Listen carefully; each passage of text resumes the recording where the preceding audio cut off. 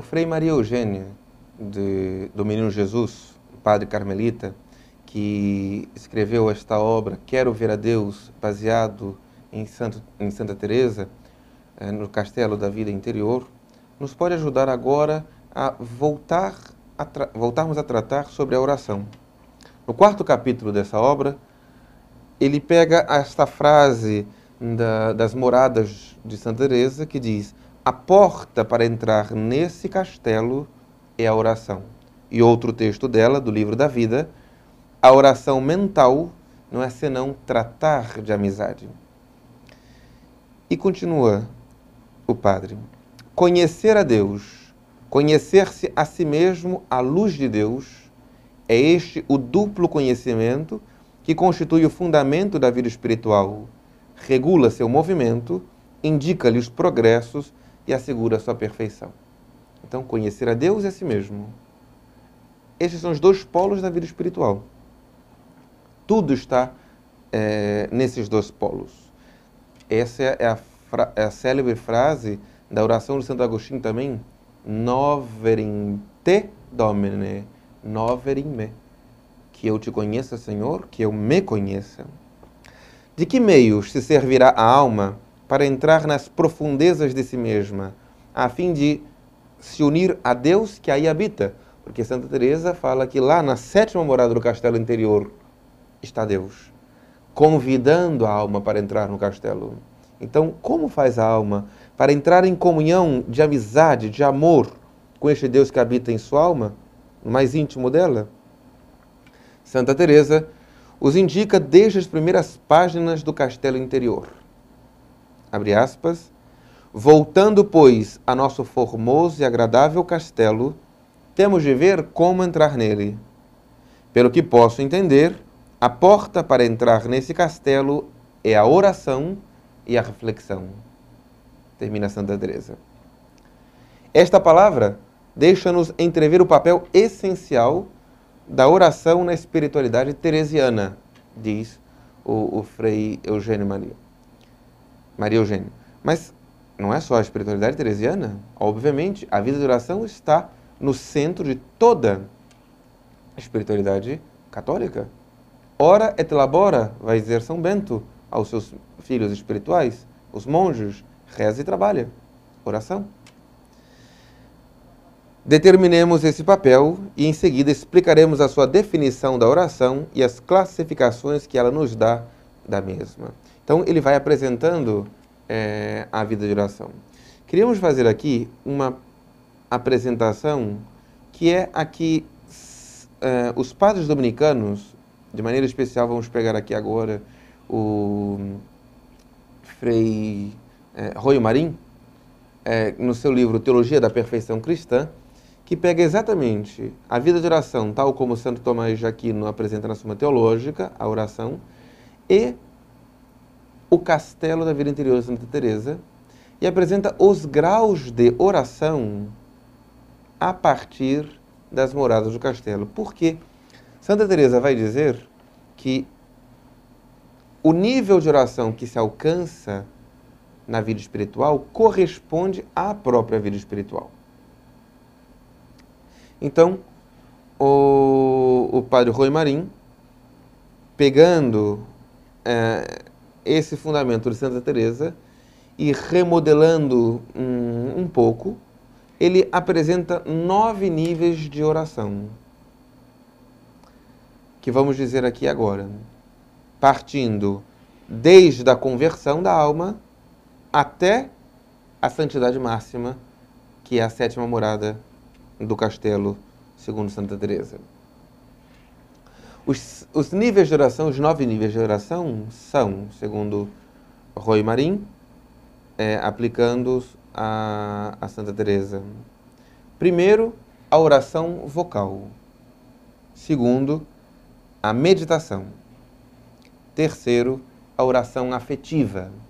Esses 3 primeiros graus da vida de oração é o que constitui o que chama-se a fase ascética da vida espiritual. A ascese é aquela fase da vida espiritual em que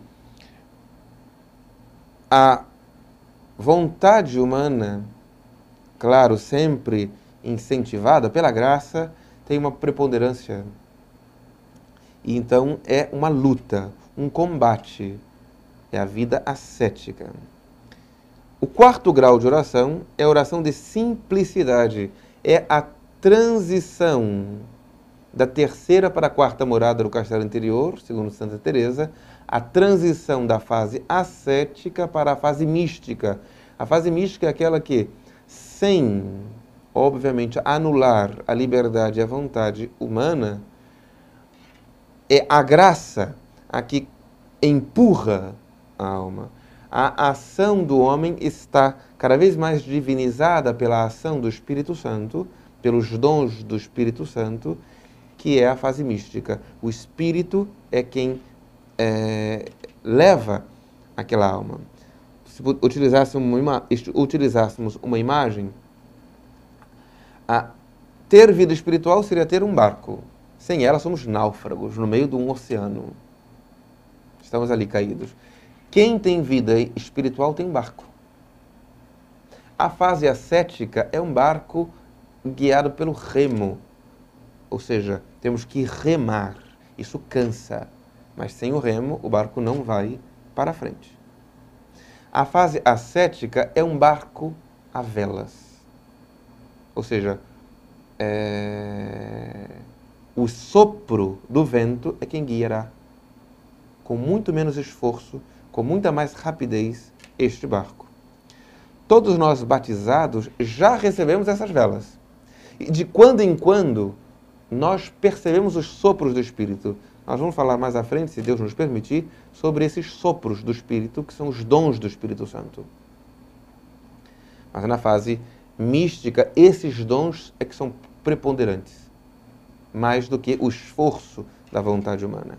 Então, a partir da oração de simplicidade, é que essa transição da fase ascética para a fase mística começa no quinto grau de oração, a oração de recolhimento, em seguida a oração de quietude. Aí, a partir deste sexto nível de oração, o padre Rui Marim, ele vai, ipsis literis, utilizar-se das moradas do castelo interior. Então, o sexto nível de oração, que é a oração de quietude, equivale às quartas moradas do castelo interior. O sétimo nível é a oração de união, que corresponde às quintas moradas do castelo interior. O oitavo grau de oração, a união estática, que corresponde às sextas moradas. E, por último, a união transformadora, o nono grau da oração, que corresponde à sétima morada do castelo interior. Vamos falar aqui somente dos primeiros níveis de oração que correspondem à fase ascética, que correspondem às primeiras moradas, a primeira morada do castelo interior, que corresponde ao dia do temor, que corresponde à via purgativa, que nos corresponde a nós, a rezarmos. Infelizmente, a própria Santa Teresa e os autores espirituais reconhecem que, ó dólor, a maioria dos bons cristãos não passamos dos primeiros níveis. Então, a nossa meta, o nosso desejo tem que ser, como Santo Afonso nos apresenta naquela escola da perfeição cristã, colocar o desejo na perfeição. Nós deveríamos desejar os altos graus de oração, sabendo que estamos aqui ainda como que engatinhando. O primeiro nível da oração é essa oração vocal. A oração vocal, essa oração que aprendemos desde criança. O Pai Nosso, a Ave Maria, o ato de contrição, o Santo Anjo do Senhor, que tão bonito é ensinar e ver as criancinhas rezando de mãos postas, Santo Anjo do Senhor, meu zeloso guardador. Já vimos que quando os discípulos pediram para o Senhor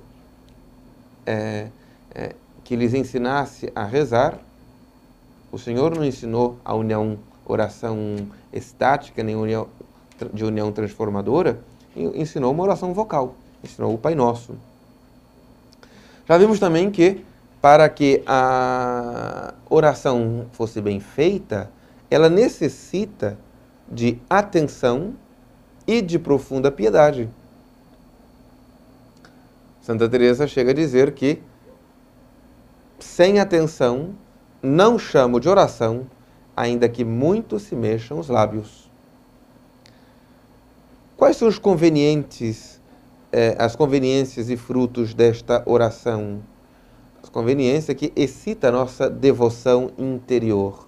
Quando nós expressamos de maneira corporal, vocal, a nossa oração, excitamos a nossa devoção interior também.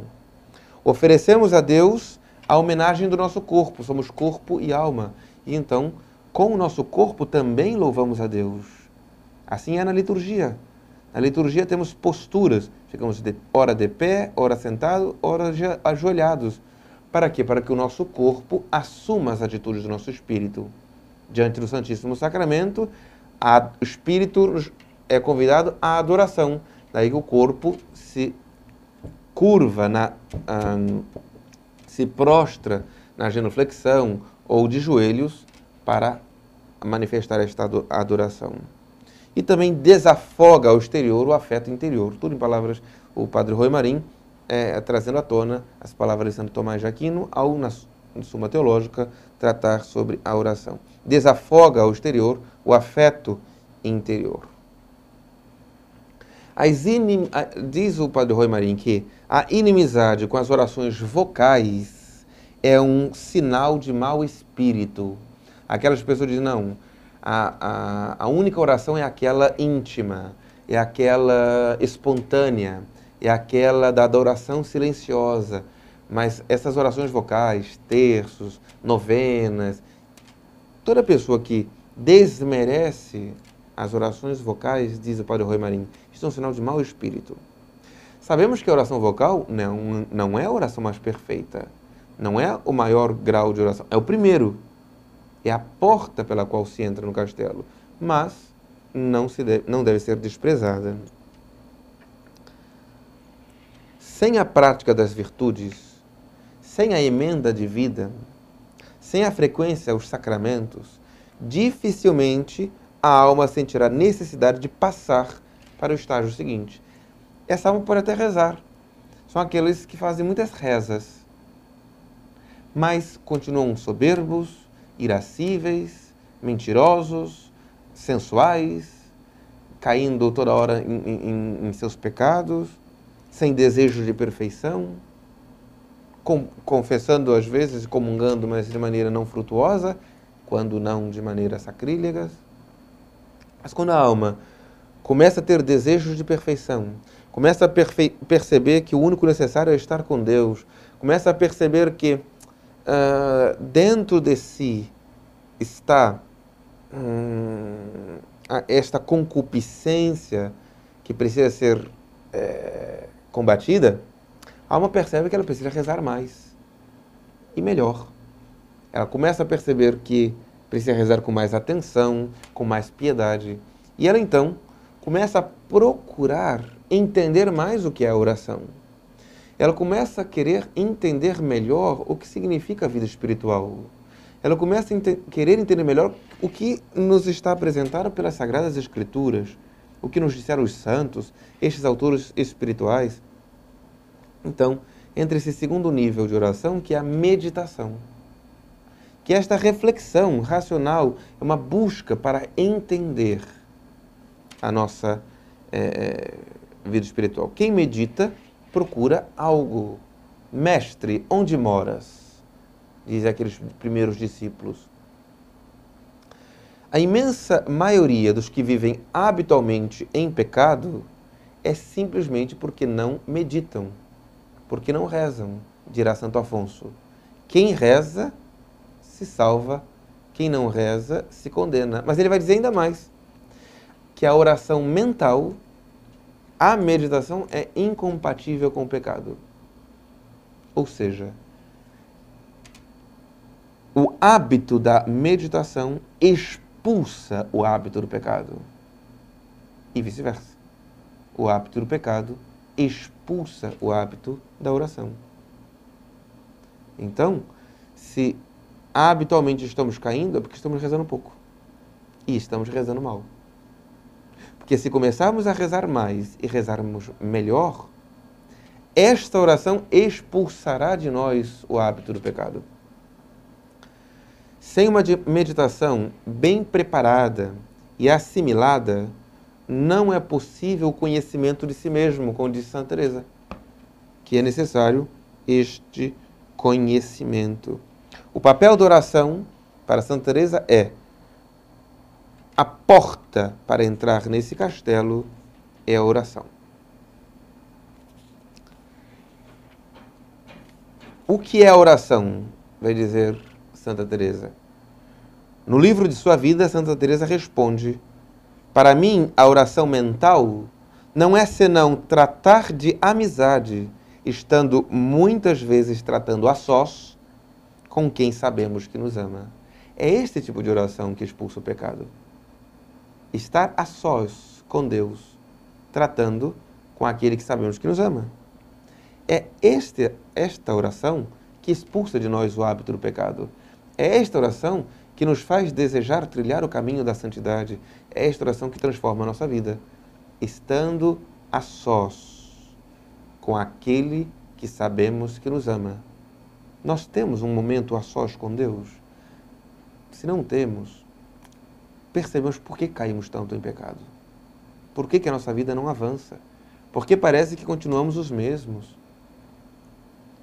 A oração mental não é senão tratar de amizade com quem sabemos que nos ama, diz a santa. Portanto, é uma tomada de contato com Deus, uma atualização da união sobrenatural que a graça estabelece entre Deus e a nossa alma, ou ainda uma troca entre dois amores, aquele que Deus tem por nós e aquele que nós temos por Ele.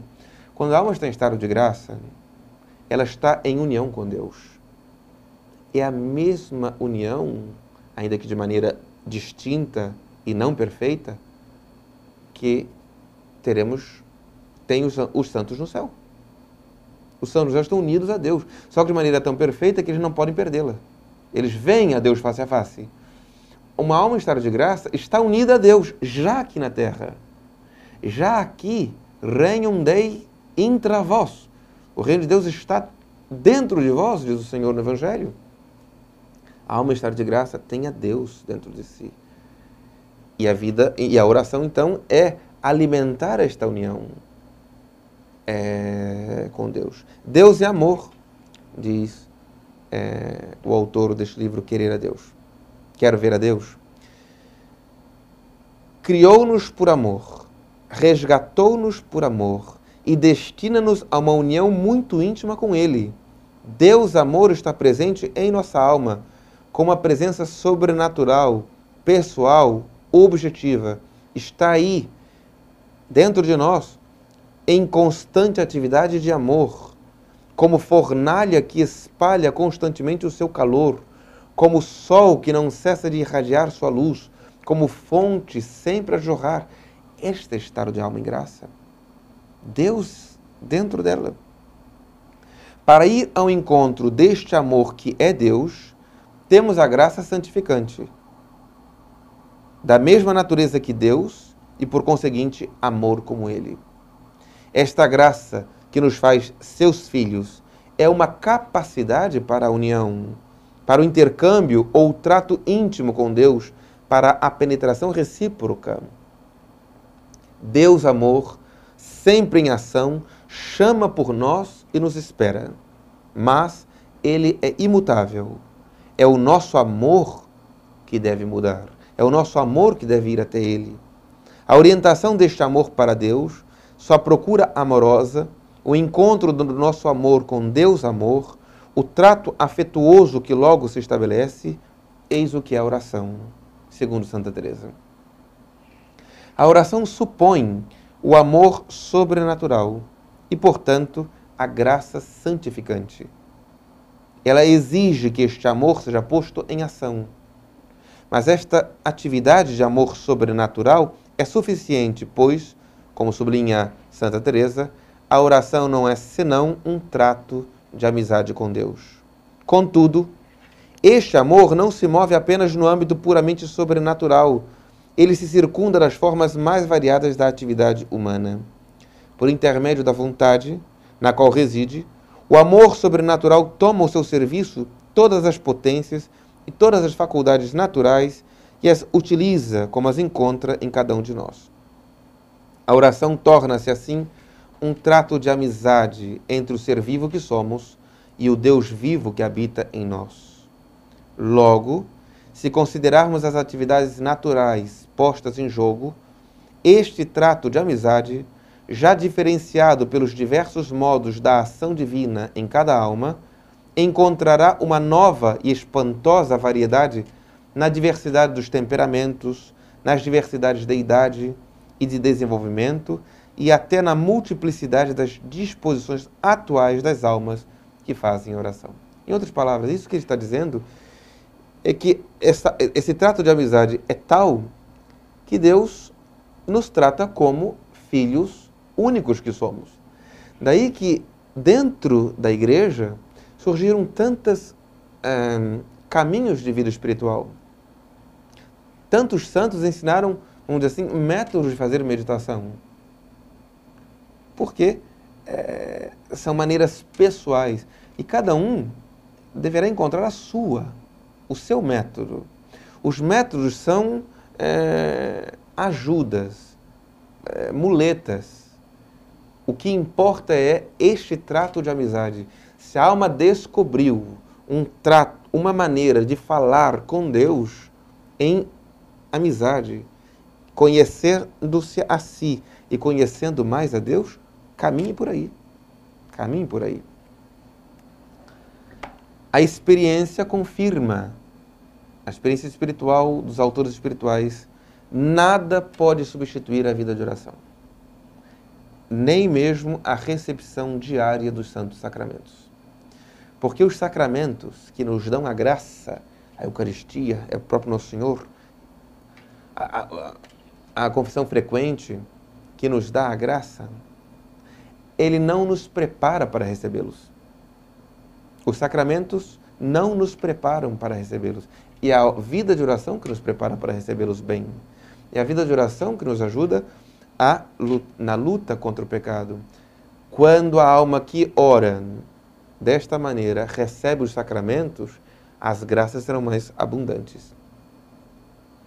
Diz o padre Roy Marinho: são legião as almas que comungam e os sacerdotes que celebram a missa diariamente e que levam uma vida espiritual medíocre e enferma. Bom, era para eu fechar isso aqui e ir embora, porque isso aqui é um tapa na cara do padre, e é verdade. Como? Se eu celebro todos os dias, eu estou ali com o mais santo que há.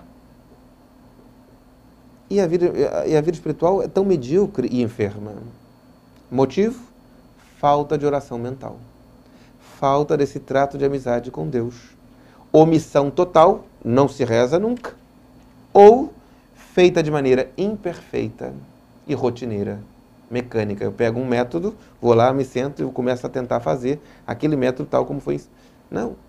Aquele método é para me ajudar. O mais importante é elevar minha alma a Deus. Fazer um ato de fé, de esperança e de caridade. Os autores espirituais, por exemplo, São Pedro de Alcântara, no seu tratado sobre a oração, e tantos outros. O próprio Roy Marinho vai dizer que, dependendo do nível da vida espiritual, deve-se utilizar os temas apropriados para a nossa oração e meditação. Diz o padre Roy Marinho, seguindo tantos autores, que os principiantes, aqueles que estamos na via purgativa, no dia do temor, na primeira morada do castelo interior, os temas de meditação devem ser o pecado, a morte, o inferno, o juízo, o paraíso. Por quê? Porque devem nos formar o horror ao pecado e infundir em nós o desejo da santidade, o desejo do amor de Deus. Devemos meditar que existe um inferno eterno, que eu posso ir para lá, se eu morrer num pecado mortal. Ou seja, a meditação sobre isto nos afastará, pouco a pouco, do pecado. Se vemos, por exemplo, Dom Bosco, Santo Afonso, São Pedro de Alcântara, São Francisco de Sales, em seus livros, seja seus livros, as Meditações de Santo Afonso, seja a Filotéia de São Francisco de Sales, o Cristão Bem Formado, do Dom Bosco, a Filotéia de São Francisco de Sales, acho que já disse. Bom, eles vão apresentar, ao Tratado da Oração de São Pedro de Alcântara, um roteirinho para os principiantes, em cada dia da semana, meditarem no tema. E veremos que os temas são basicamente estes aqui: morte, inferno, paraíso, juízo, etc. Porque devem nos ajudar. Aos adiantados, o Rui Marinho vai apresentar a vida, paixão e glória de nosso Senhor Jesus Cristo. Ainda que a própria meditação da paixão a todos nos cai muito bem. A meditação da paixão de Cristo. Mas por que ele a coloca nos adiantados? Porque a alma vai conseguir aproveitar mais, vai encontrar mais verdades ali, vai descobrir mais. Porque se eu não sei o que é o que o pecado fez em mim e o que eu faço pecando, eu não vou entender a profundidade da paixão de Cristo. É claro que eu tenho que, desde o início, meditar na paixão de Cristo. Tudo isso aqui, volto a dizer, é um esquema. Mas cada alma tem que se adaptar para tratar a Deus em intimidade. E os perfeitos? Quais são os temas de oração do perfeito? Eles não precisam preparar nada, porque o Espírito Santo guiará a alma deles nesta meditação. Quando a alma persevera nesta oração, nesta meditação, neste trato de intimidade com Deus, o que é raríssimo em nossos dias, até mesmo entre nós sacerdotes, e eu não estou falando dos sacerdotes como um conjunto no qual eu não me incluo, estou falando de mim. Quando a alma persevera na oração de meditação e vai melhorando como cristão, ele começa a combater seus erros. Esta alma começa a ficar mais paciente e mais pura. No seu trato, no seu olhar, nas suas palavras, livrando-se dos seus erros, livrando-se dos seus defeitos.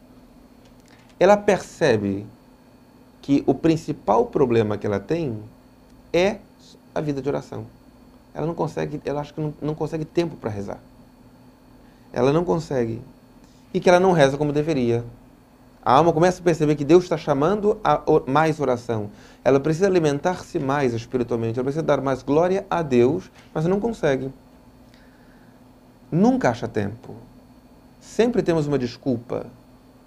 Mas o que no fundo, o que nós não entendemos quando isso acontece, é que nós não entendemos a importância da vida de oração. Parece que a oração está como um anexo da vida. Se der tempo, eu rezo.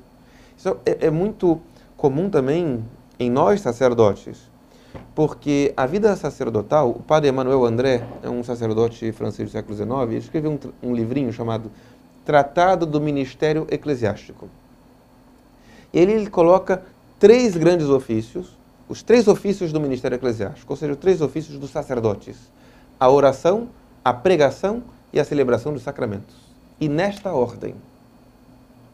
E ele diz que um dos grandes problemas da desnaturalização do ministério eclesiástico, do ministério sacerdotal, é que o sacerdote considere que a sua vida de oração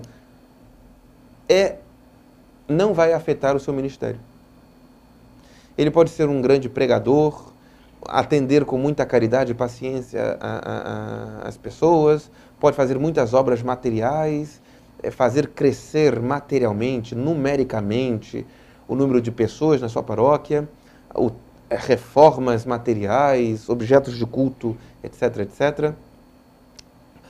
Muitas organizações pastorais e associativas dentro da sua paróquia. E pensar que a oração só nos compete como uma obrigação pessoal, quando na verdade é uma obrigação do nosso próprio ministério. Não conseguimos entender a importância da oração. Todos nós cristãos temos que entender a importância da oração. E nós, sacerdotes, mais ainda, temos que entender que é nosso ofício. Fomos ordenados para rezar pelo povo, pela igreja. Chega então um momento em que a alma precisa entender que precisa consertar sua vida de oração para começar uma vida de oração mais séria. São Pedro de Alcântara, nesse tratado sobre a oração e meditação, ele diz que a alma, a alma piedosa, a alma que cresce espiritualmente, a alma que quer amar a Deus, que ama a Deus, deve ter 2 horas de oração por dia. 2 horas deste trato de intimidade com o Senhor por dia.